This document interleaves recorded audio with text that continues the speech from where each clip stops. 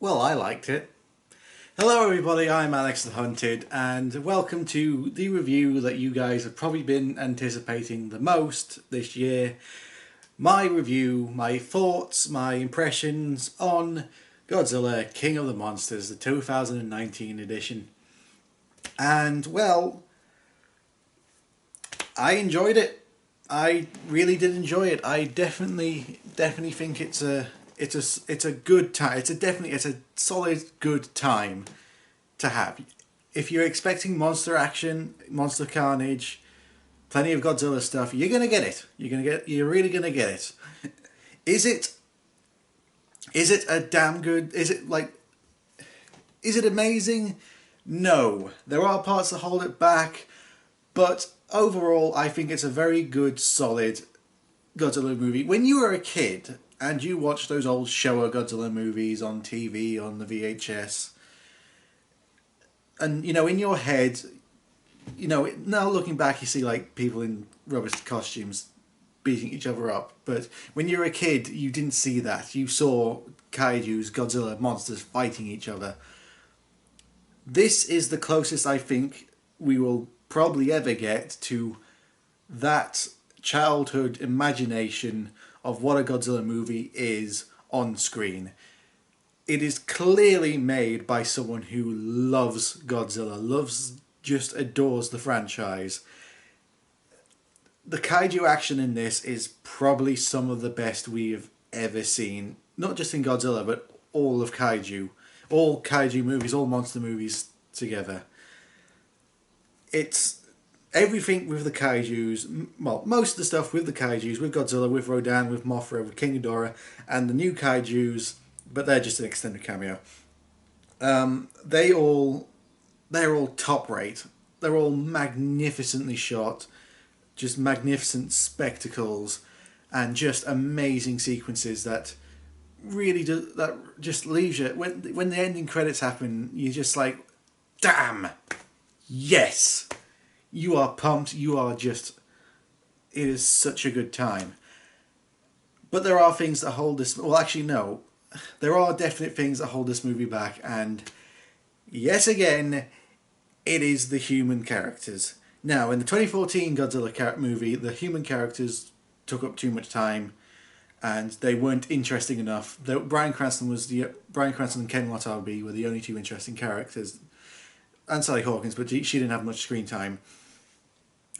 This time, the problem isn't that the characters are boring. The problem is that there are too many characters that they can't be fleshed out. They're really just by the numbers, completely one-dimensional characters. Apart from Dr. Shirazawa, played by Ken Watanabe, and Millie Bobby Brown's character, who I forget the name of it. Yeah, those two definitely are the standout characters of this, and it's very, very strong. They're the two best characters, but everyone else is just very. There is just there's no bad acting, but it's just so one. There's too many characters. There are too many characters. Like the scientist characters who we usually have to explain the plot, do all the exposition, and explain all the kaiju stuff is.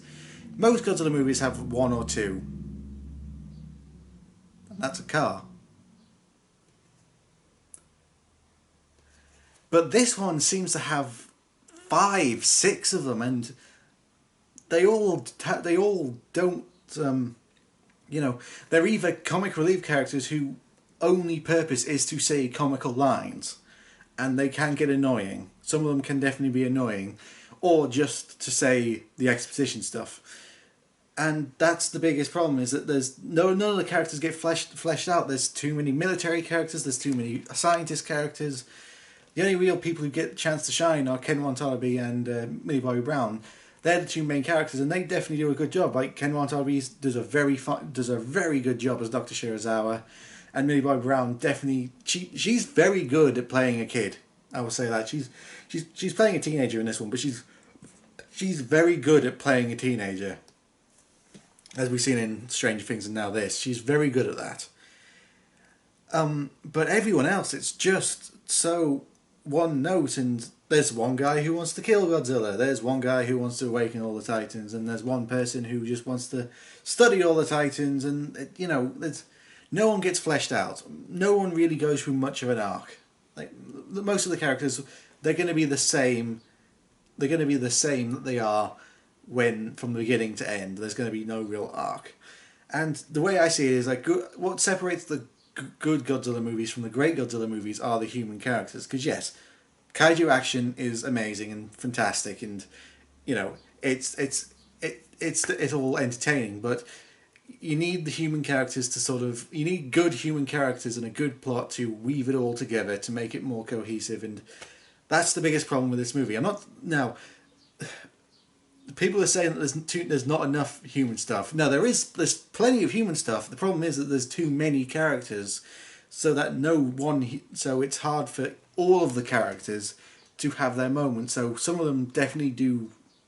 It's not that there's enough. It's not as there isn't enough human stuff. It's that there's too many human stuff. There's too many human characters to have, so that the human stuff can't really flesh itself out. It's just very, very basic. But if that's what you want in a Godzilla movie, then you'll be fine. You'll be fine. If you don't care about the human stuff and you just want to see kaijus fighting each other, absolutely fine. When it comes to the kaiju stuff, it is absolutely amazing.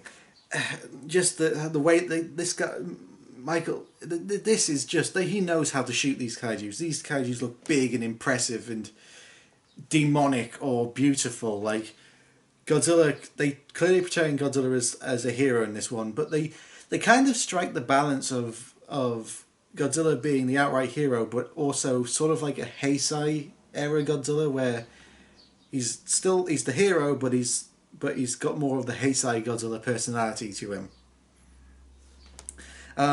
King Ghidorah is this might be my favourite version of King Ghidorah, because they give King Ghidorah such a personality in this one. King Ghidorah is sadistic and evil and likes to toy with his prey, and just he's evil, and it's great. It's just great, every scene with King Ghidorah. And it's like Godzilla, they use a motion capture to give each Ghidorah head has a personality in this, which is interesting, which is something they've never done before.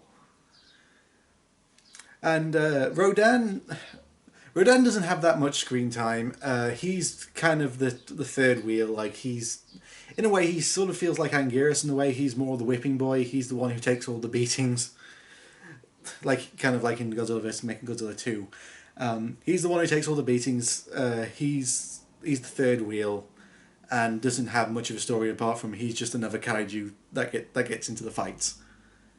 And as for Mothra, I think Mothra is the one who has the least screen time, and it does feel a bit disappointing, the lack of screen time that she does have, but every scene that she's in is very good. They definitely nail the goddess, mythology, mystical element of Mothra. They absolutely nail it with her. It's just a shame there wasn't enough of her. And her and Godzilla, you guys who ship Godzilla and Mothra are going to have a field day with this movie, I'll tell you that. Not to give spoilers, but anyway. But yeah, there's and all, the other kaijus. Well, I don't want to spoil it, but they're basically just cameos. And all the kaiju, there's only one kaiju. There's one other kaiju we have seen before, but it's not a Toho kaiju, and I think you can guess which one that is. And yeah, that's the only that's the new kaijus. Like I said, they're all new ones, and that's probably because Toho didn't give them the licenses. But what the movie does do is you see in the trailer, they say there's 17 new kaiju. Well, we only see 4 new kaiju, so that leaves a good 13 kaiju slots to be filled.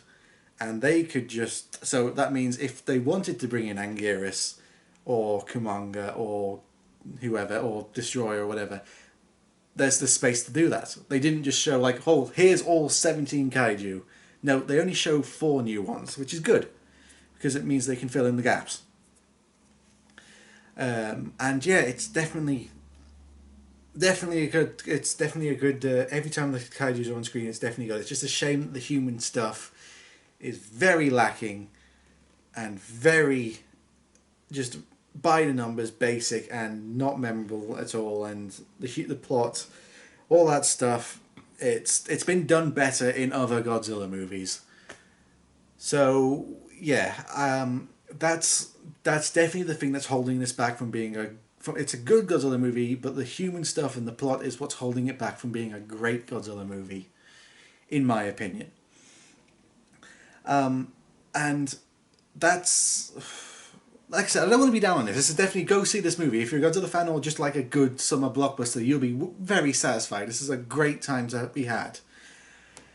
And if this is a Godzilla this is a Godzilla movie more on the lines of Destroy All Monsters and Final Wars, in where it's a spectacle more than anything. It's a spectacle first, and everything else comes second. That's what this movie is, and it's definitely a strong. It's definitely strong. It's some of the strongest kaiju stuff we've ever seen, but it doesn't have the stuff like the original Pacific Rim had. It doesn't have that strong human stuff to bind it all together and make it a standout movie.